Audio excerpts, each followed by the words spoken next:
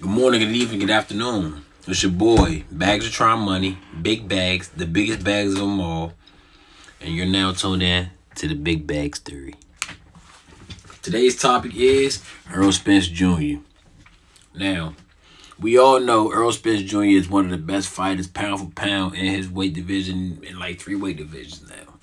But so is Terrence Bud Crawford.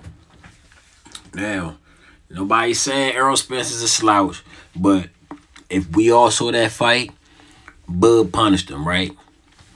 Now, we're not taking nothing away from Bud because I know he a dog. He walk you down, he do what he do.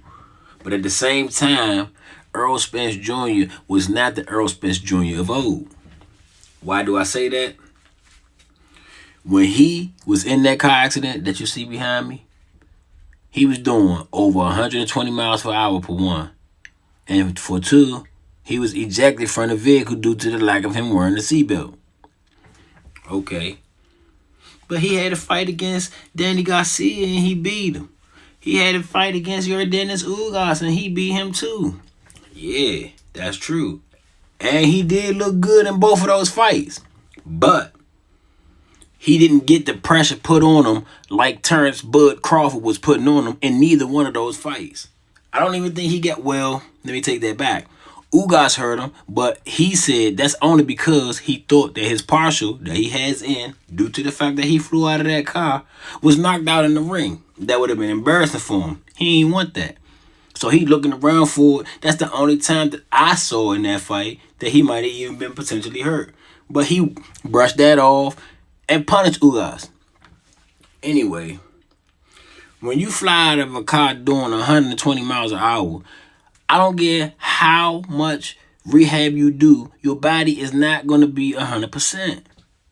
Now, he might feel 100%. He won 2 good fights against 2 great opponents. Yes, that's true. But this is a different type of animal with Bud Crawford. Do you hear me? This man is ready. And the fight been supposed to been happening for like 5 years. It was hyped up, and now it's finally happening. Okay, so the dog came out of him in the press conference. I didn't see the same kind of energy that Crawford was giving from Spence.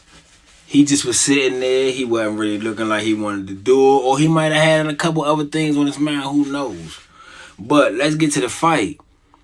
You could tell by the way that this man's face was changing colors in the early rounds. The way his face was looking in the second and third round, that's like 5 and 6 rounds in that you look like that. So the blood flow to his brain and his face due to the reconstruction is not the same. His mechanics not the same. Like he even said himself, his reaction was off. His timing was off. Man, that wasn't 100% fighter, if you ask me.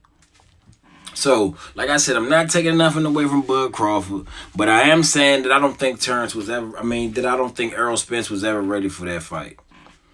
So, in my opinion, going forward, it is a rematch clause, but I don't think it should happen as soon as it's supposed to be projected to happen. I think Spence needs to take his time, sit back, give himself another couple more months after the time that the fight's supposed to happen, just so he can even just get his brain together and let his body just try to catch up to him healing.